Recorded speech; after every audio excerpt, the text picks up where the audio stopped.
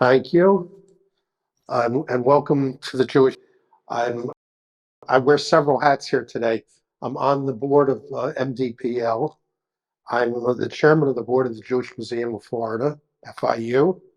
I was the architect and general contractor that built all of the museum. So what you heard Jackie speak about from the outset in 95, starting in 93, this has been my baby for a quarter of a century.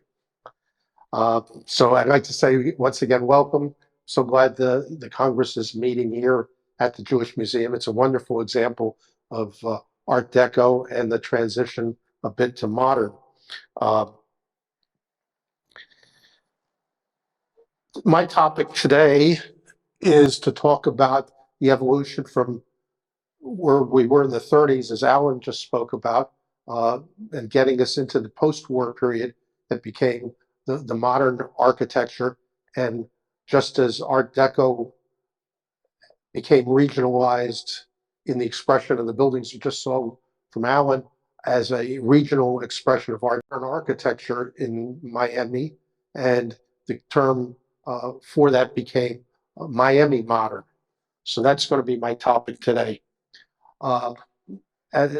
My father founded his firm at the end of World War II, and today the firm is the oldest continuous architectural firm in Miami Beach, and I think in South Florida as well.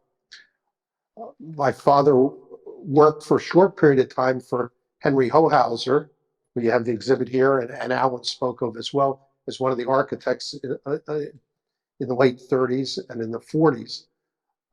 So there's some thread of influence that we'll see as we go through the slides and presentation today. Before my father died in 2008, he wrote a book, Designing the Good Life, Norman Giller, and the Development of Miami Modernism, with my daughter. So it was a very interesting grandfather-granddaughter relationship as the book evolved, and he died about a year after the book was published. The book is in the gift store, by the way, here at the museum. My plug for the museum, if anybody's interested in it. So, as I said, the term for Miami Modern, or MiMo, as you hear it, was really coined by Randall Robinson in 1999. And several years later, Norman Giller was dubbed one of the fathers of Miami Modern. And I will show you and take you through a bit of a primer on what Miami Modern is about, and then some examples as seen through the lens of Norman Giller and his work. And most of what you're going to see here is really an evolution of what transpired in our society post-World War II. And just as Art Deco reflected that period of between World War I and World War II, Miami Modern and modern architecture in general reflected the period from about 1945 through about 1975, late 70s. It began to be replaced nationally and internationally with postmodern. So I'm going to speak on a couple of the key elements in introducing the expression of MiMo architecture. There were technological influences on Miami architecture. There was the automobile and air conditioning in particular. Speaking of air conditioning first, as you've seen in some of the buildings, and we talked about indeed about the 301 building here and this building, when they were built in the 30s, there was no air conditioning. So we're sitting here today, the outside temperature is in the low 80s. This was not the most pleasant environment. We had the ocean breezes that made Miami Beach a little unique compared to being in the city of Miami or farther west. But air conditioning changed living in South Florida. And it allowed buildings to be more enclosed. There was less cross ventilation. That was of necessity, and it reflected in the architecture itself. The other element that was a great impact to the Miami area, South Florida, was the automobile. In the 30s, during the Art Deco period, many of the buildings that you just saw were hotels that had no parking facilities. There's a little bit of parking on the street because most of the visitors that were coming to those hotels were coming from the Northeast or the Midwest by train. They'd be picked up at the train station and delivered to their hotel on Miami Beach. Post-World War II, the automobile began to open up to the middle classes the ability to travel around the country. And people started coming to Miami Beach as perhaps a different class of people. They still came by train, but they also could come by the automobile. On top of that, the automobile itself, if you think about some of the designs of the cars in the late 40s and through the 50s, they were very, very stylized. And that had an impact upon and a reflection upon our society. You saw it in the cars, you saw it in the appliances, radios, televisions, pieces of furniture. But we also saw it in buildings here in Miami and around the country.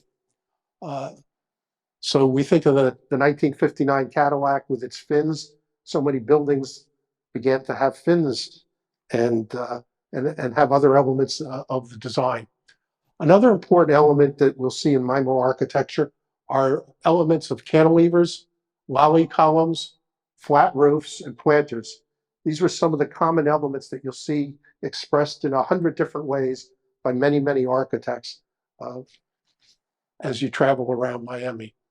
We had cantilevers, and the cantilevers here on a grand scale at the Diplomat West Motel with grand structural cantilevers. Some of that carried over from the eyebrows that you see in the Art Deco buildings.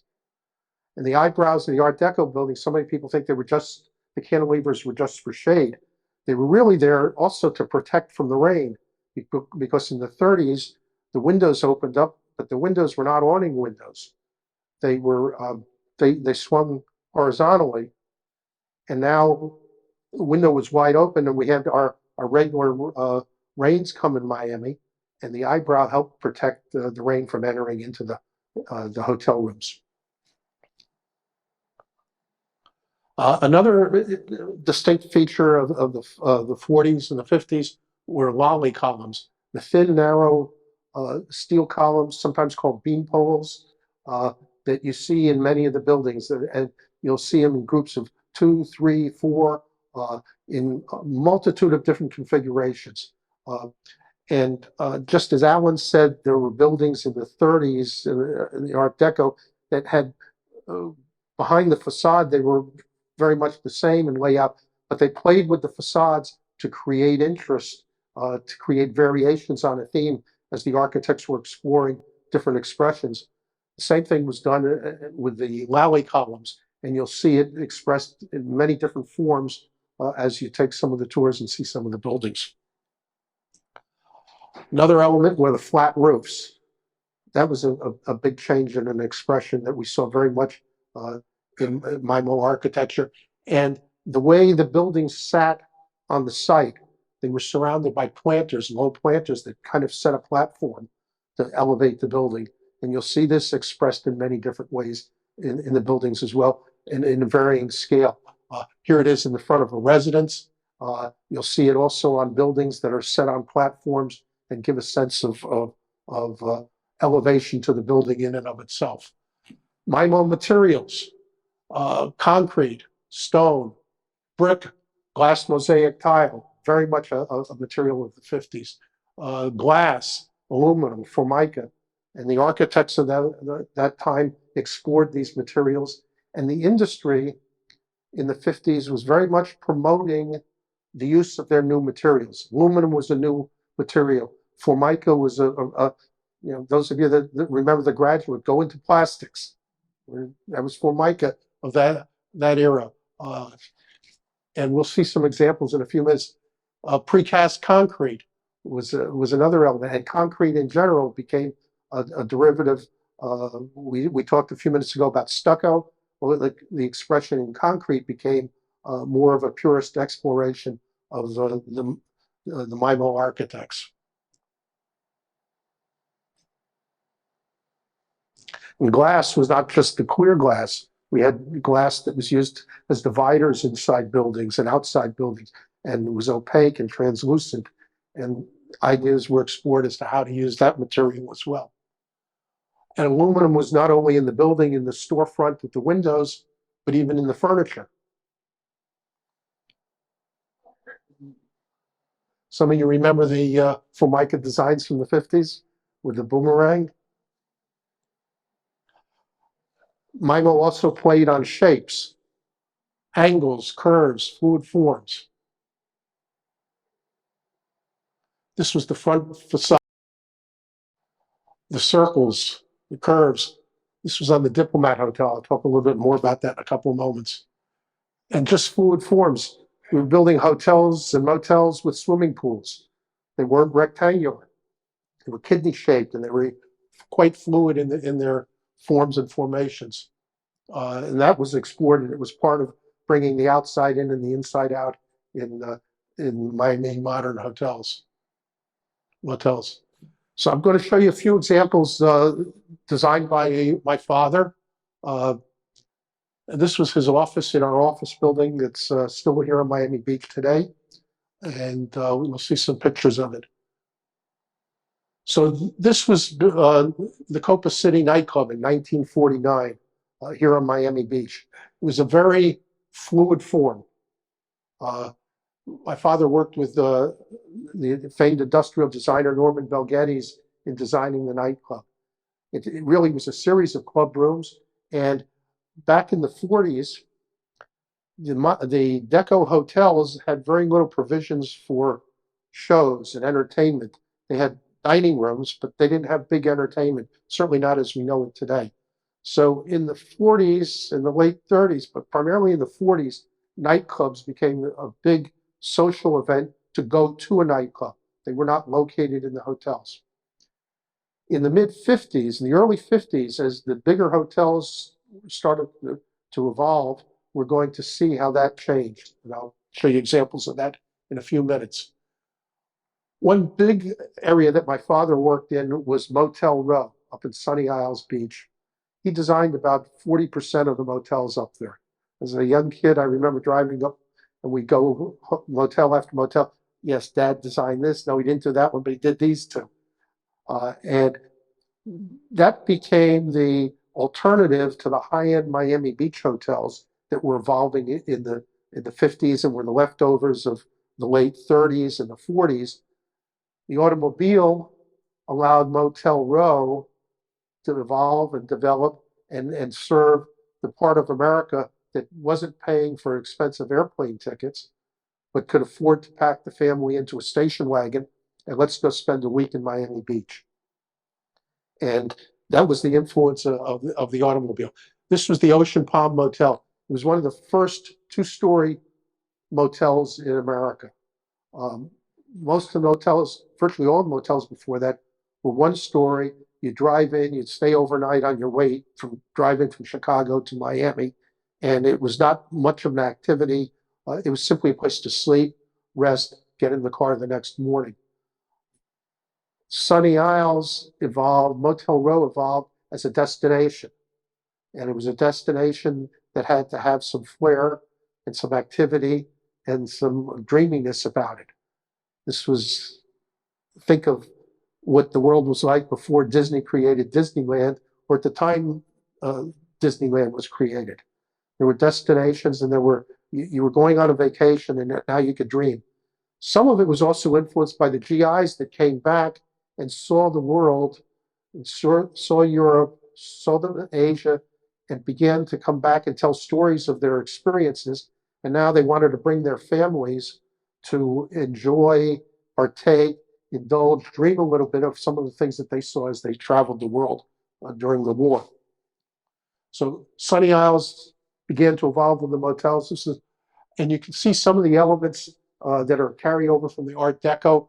There are some protections on the windows, and yet there's a play of geometric forms. The vertical and the horizontal played against each other. And a bit of another element, you see the signage, and you'll see it on some of the other slides as well.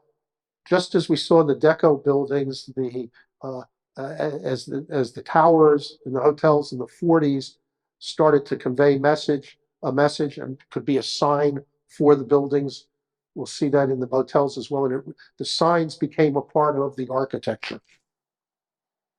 This was the Driftwood Motel. Here, you got two elements, one on either side that are relatively rectangular. Those were the rooms back to back. There's a courtyard and parking in between. And then the two wings were connected by this kind of big S curve with the grand glass windows. This is looking to Collins Avenue. The back side of this, overlook the pool and then the ocean, and also great views, and elevated up, you get to see as well. This was the Thunderbird Hotel. This was a four-story hotel in Sunny Isles. This became the up-bed hotel to stay at. It's the alternative to paying for high-end Miami Beach hotel prices. There was a family with a more value for the dollar. You could afford to even go, not stay there. That's Again, you see some of the forms of the elements I talked about. The canopy over the front entry starts to have a folded plate in concrete. The wall becomes the signage of the Thunderbird, but it's part parcel of the architecture. The grand sweeping angular roof is so typical of the 50s and in so many buildings. Another element that is going on in our society, and particularly here in South Florida, is there was still a very strong military community, and Florida during World War II developed a lot of airfields and a lot of training facilities because during the war, training could take place year round. We didn't have snow, we didn't have ice, we didn't have cold weather. So there were several military bases that evolved throughout the state and are still in operation today. My father was involved with Homestead Air Force Base just south of Miami. And in the mid-50s, they built 1,299 units for family housing. This was a strategic air command base. They used to have 747s that were flying full-time around the clock, being in the air in the midst of the Cold War.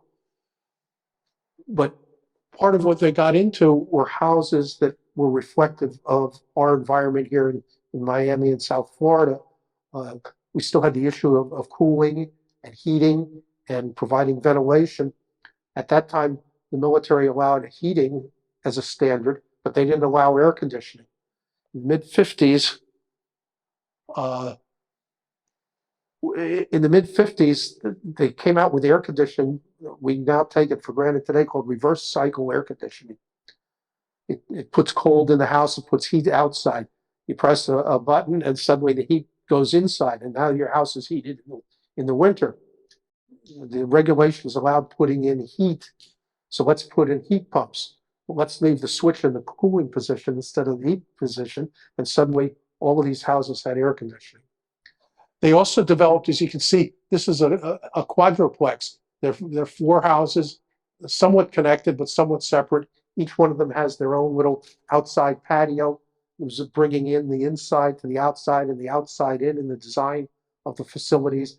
Very different than the brick military housing you'd see up north and out west. Another element in our society that was growing in the 50s were shopping centers.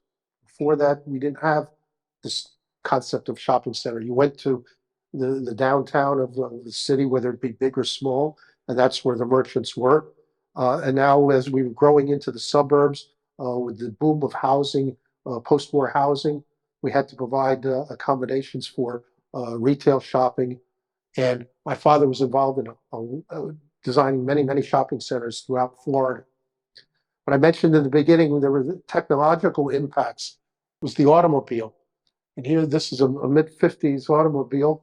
But look at the grille of the car, and then look at the architecture above with the signboard. You got the vertical grille elements reflected in the architecture as well. It was very much a reflection of society as to what was going on at the time. This is a later project that my father did up in Boca Raton for Florida Atlantic University. And it also picked up elements of South Florida MiMo architecture. The top of the building kind of sits as a bit of an umbrella, and the lower floors recessed back. We have shade over the buildings. And that was very much an element that we're aware of even today in designing buildings to provide protection from the sun. As a Miami Beach native, I'll go out today and walk with you on the street. I'll walk on the shady side of the street. Those of you that come from up north want to be out in the sun, you want to go back with a tan. I don't want to go back with a tan. I've spent the last 5 years dealing with my exposure to the sun, and I'm happy not to do it. But shade is an element that you'll see in a lot of modern architecture as a feature and element of the design. And also, there's still some remnants of the automobile grille 20 years later, with vertical elements even in this photo. My father also got into designing the big hotels that mark South Florida, and some of those, you saw the transition, the evolution as the buildings were getting bigger and bigger on Mid-Collins Avenue with the towers and so on. In the mid 50s, we saw the development of the Fontainebleau, the Eden Rock, in this case, the Caroline Hotel, and others that were the new generation of hotels. So instead of people staying in South Beach in the 50s and the 60s, they wanted to be in Middle Beach and North Beach where the new hotels were. Part of that story is that led to the demise ultimately of South Beach, and what brought South Beach to the point that Barbara Chapman in 1979 said, we need to save what's here architecturally, and we can make an economic go of it. And that was the key to bringing all of it back. And we proved that there is a value in historic preservation and adaptive reuse. The one other aspect of the big hotels is that suddenly the shopping that people would go to Lincoln Road Mall to go on the main street to go shopping, suddenly the big hotels started putting in shopping in the lower level. And people didn't have to leave the hotel to go and look at the dress store and buy clothes and buy swimsuits and so on. They could go right in the hotel. That's what created the decline of Lincoln Road in the late 50s. These hotels took all the business off of Lincoln Road. And that's why the Morris Lapidus plan that came up with creating the mall on Lincoln Road came about. It was an economic salvation of the declining Lincoln Road. When you walk there, you'll see the mall just changed the whole character and brought Lincoln Road back as a destination. But in here, you can also see the angles that I talked about expressed vertically as well as horizontally over the porte cochere of the building, and the in the flat plate and concrete expression, the glass windows and the rhythm of the fenestration gave character to the buildings. Another building was the Diplomat Hotel. It was the largest hotel in Broward County, Hollywood. And here there was a great expression of architectural structure, architectural concrete. The main element was this grand hyperbolic paraboloid canopy that denoted the entrance to the Diplomat. And on the upper right is the grand staircase in the lobby. It's all made out of aluminum elements. This was the very new material that I spoke of. There was a grand expression of it. And the whole building on the left, you see the geometry, the angles, the curves, the circles, all played a part in the evolution of the buildings. Carrying forward with this was in 1960, my father designed the North Shore Band Shell, which was an open air dance pavilion with a stage, and it was placed on the National Register just this past year. I have the original building did not have the martini glass that you see in the middle. That I designed and built about 3 years ago, and placed that as part of providing shade and protection from the rain in the architectural expression. But this is a great example of of building that's got so many of those elements that I talked about, the cantilevers, the long, low horizontal cantilever at the entry, in contrast to the vertical towers that are curved elements. They're like C's facing each other. And the play of the horizontal, the vertical, the cantilevers, and the concrete itself. You see the elements here with the precast concrete block elements. And you can see this was designed 3 years after the Diplomat entry with that grand hyperbolic parabola. So we're very much a play in the 50s of geometry, of volumes, of three-dimensionality that evolved and kind of broke out of some of what we saw certainly in the Art Deco buildings that was the previous heritage in the area. And this building is my office building that my father built in 1957. It's also listed on the National Register. Here there's a play, that whole front facade are colored glass mosaics, and the angularity of it, the big windows and so on, very much a culmination and expression of what mid-century modern architecture, MiMo architecture was and continues to be surviving in our city today.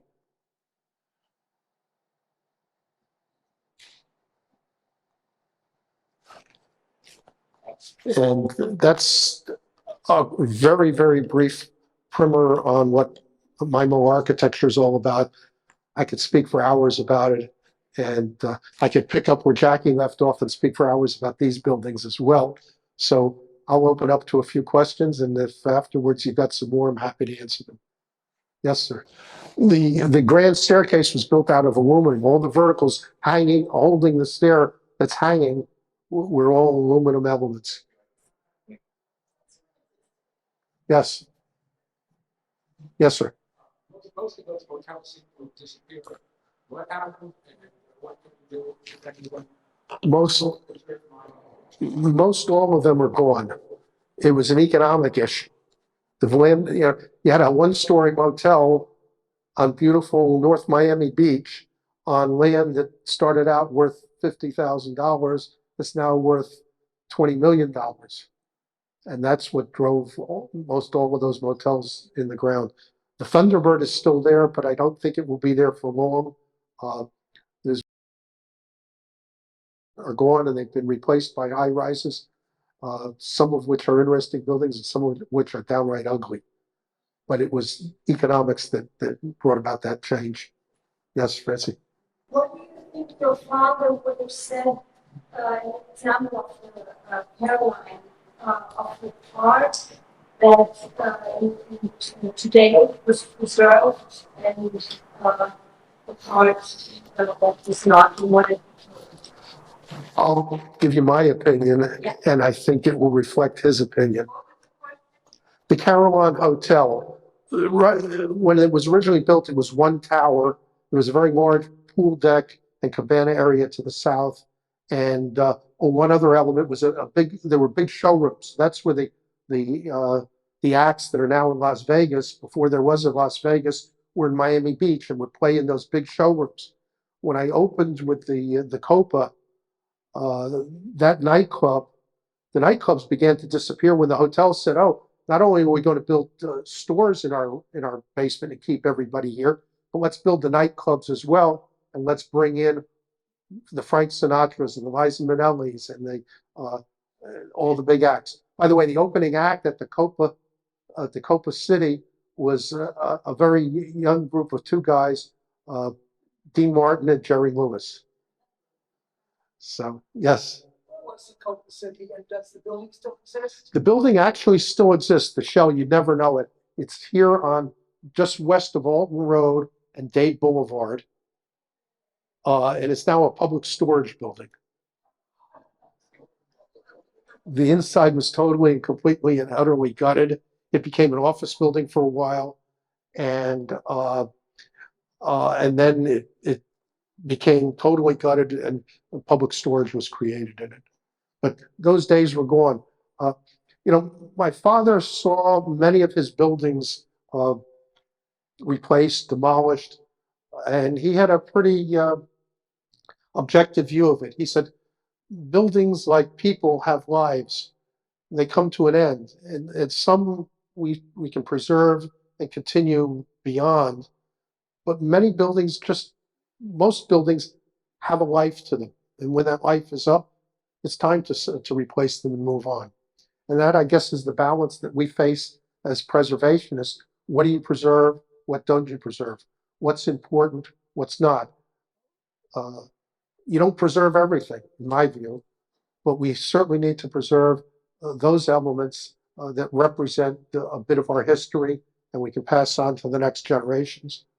And we also have to be thinking, how can we take some buildings where we think their life is over and come up with an adaptive reuse that can then preserve the building? And what you're sitting in today is a perfect example of that. When I stepped into the 301 building in 1993, we ripped it from the jaws of becoming a nightclub or being torn down and becoming a condominium apartments. And we've proved that historic preservation and adaptive reuse has a place and can continue to preserve buildings, important buildings, quality buildings as we go forward. Any other questions? Once again, welcome to Miami Beach. Thank you for being here. And have a great time.